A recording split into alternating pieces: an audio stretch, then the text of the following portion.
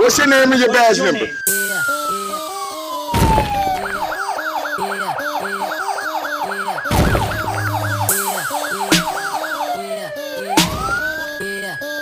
First Amendment, you ever heard of it?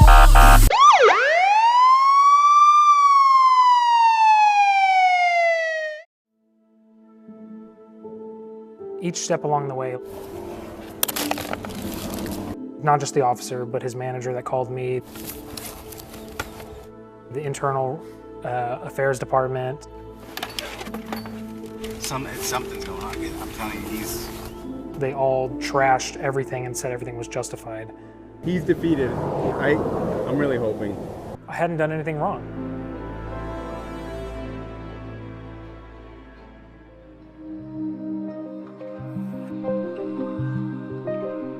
This police officer in San Antonio, Texas, stopped Alex Schott while he was driving home from a work trip and ended up ransacking his car to look for drugs. My name is Alex Schott. I live in Houston, Texas, with my wife and 2 young sons. Police are supposed to keep us safe, but they should also be held accountable when they violate our rights. Let's roll the tape and see whether this officer complied with the Fourth Amendment. We'll use a reasonable suspicion meter to help us out.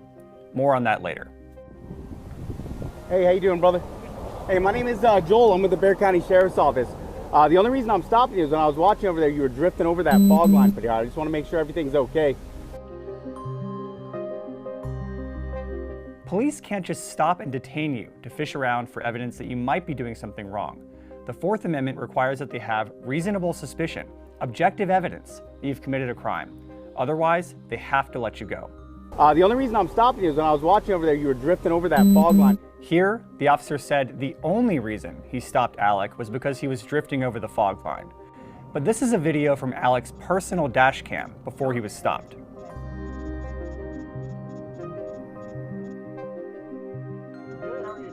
I don't see any drifting there, do you? Because we're still in fishing expedition territory, the stop and everything after it violates the Fourth Amendment. Hey, I'm gonna have you step out and sit in my passenger seat while I do your warning, okay? Thanks a lot, man. When I was pulled over and asked to get out of the car, I was immediately confused because it was not a standard practice from what I've normally experienced with the license and registration process. I was really astounded and very uneasy. At this point, the officer orders Alec into his patrol car so that he can issue a warning. But if lane drifting was the only reason for the stop, the officer was required to deal with that violation promptly and then let Alec go. The officer's body cam shows that he ran Alec's license plate before pulling him over, and the incident report shows that the officer ran a background check on Alec less than a minute after they entered the patrol car. Alec has never been in trouble with the law, so the checks would have come back clean. At this point, the officer was constitutionally required to issue a warning and let Alec go, but he didn't. The officer interrogated him for over 10 minutes about the purpose of his trip and whether there were illegal drugs or large amounts of cash in his car. Alec calmly and truthfully explains that he's driving home from a work trip and there's nothing illegal in his car. In other words, he acts exactly the way you'd expect any normal, law-abiding citizen to act. where was your customer at? Damn, how far is that from here? What hotel did you stay at? When was the last time you came down this way? You like Houston? So your name is Scott, S-C-H-O-T-T. Oh, Schott. I think it was his name. And what in your address? Yep, that's correct. And date of birth? Has this been your truck from the beginning? What year is it? It's horrible. What's your phone number, sir? You live in a house or an apartment? And then what was it you were working on with your customer here? So you brought out your equipment to him? So you just kind of go there and tell him about it? Did you go over there with anybody else? Have you ever been in trouble with anything? Is your wife? Is that your mom? Do you have anything in your vehicle that you're not supposed to have? Do you have any marijuana in the vehicle? Any cocaine? Any heroin? Any THC oil? THC wax? Vapes? Anything of that nature? Okay. Any types of methamphetamine, being crystal or liquid? Any pills that aren't prescribed to you? Any hallucinogens, being THC oil, THC wax, anything like that? Do you have any large sums of money over $10,000? Do you have any types of anything illegal? Has anybody asked you to carry anything in your vehicle?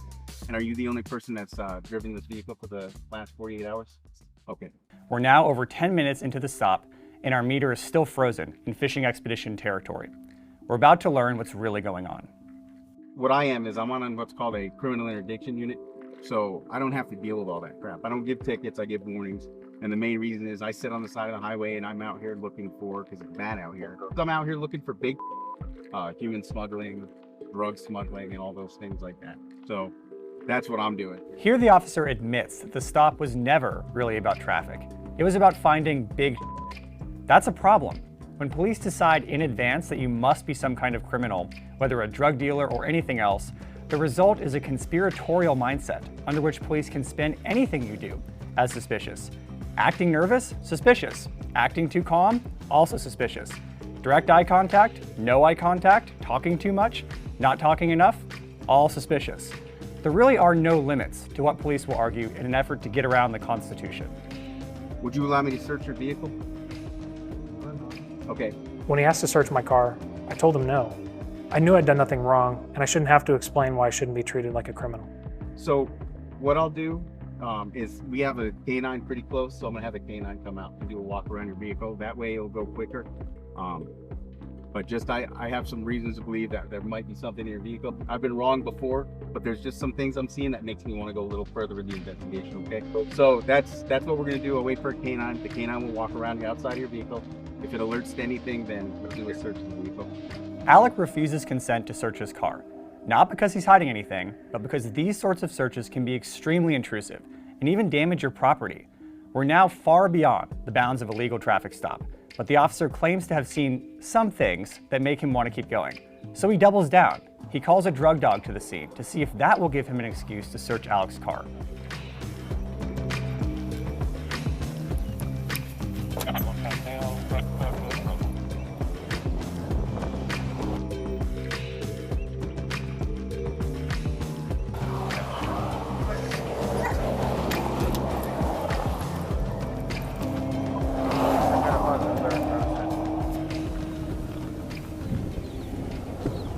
Okay, so he got a positive alert on your driver's side door. Is there anything small that you know of? I'm gonna have you sit in the back seat while I search. I'm not gonna put handcuffs on you or nothing, right? But you are detained because of the positive alert. If we don't find nothing in there, then you'll be good to go, man. Okay? You have any questions? All right. Yeah, it's 5 in number. The drug dog finally arrives, and the officer claims he gives a positive alert. That means the canine officer thinks the dog can smell drugs in the car. If the stop had been legitimate up to this point, then the alert might have given the officers probable cause to search Alec's car. But the drug dog never should have been called in the first place because, again, there was no basis for the stop or for suspecting Alec of a crime. So the positive alert couldn't have cured the constitutional problems. It could only make them worse by extending an already illegitimate stop. I don't know anything about like how the dogs work, but Yeah, he wanted to get in there. He sat hard. I tried walking away. He started whining or barking. As I was watching them search my car from the back of the squad car, I felt violated. Opening up the glove box, taking out my tools and my work equipment, all of my personal property was being searched through. For the next 25 minutes, the officers ransack Alec's car, opening every compartment and tossing every bag. They find work gear, they find car seats, they find Chipotle and M&M wrappers, the sort of thing that any American might have in their car. The one thing they don't find is any drugs or any other evidence of crime. okay, sir. We're done. I'm gonna give you this before I forget. Yeah, and then your warning. We took off your car seats so that we could get under the seat. Well over an hour after Alec was pulled over for a made-up traffic violation, the officer finally stops searching his car and says he's free to leave. What's notable here is the officer's admission that he searches cars like this all the time, but rarely finds anything.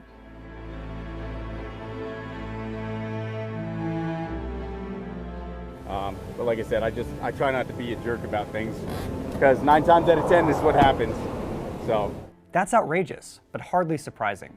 When police target innocent people without any reason to believe they've done something wrong and gin up reasons to ransack their cars, the only ones violating the law are the officers themselves. I did everything right, and the police still treated me like a criminal.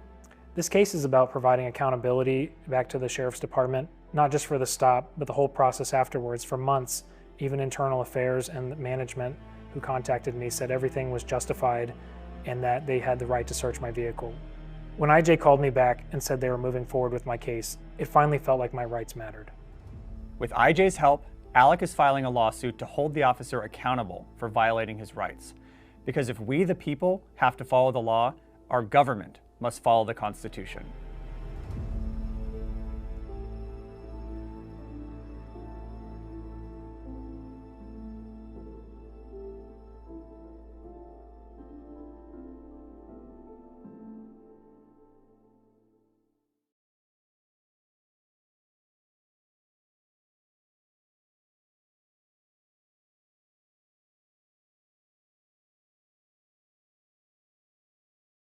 "7-0, you gonna be my YouTube star, Ramirez. Cause all you have to do is just shut your mouth and let me do what I do." Big Nick. Big Nick, you don't look so big, bro. Keep watching. I'm a lot bigger than your little ass.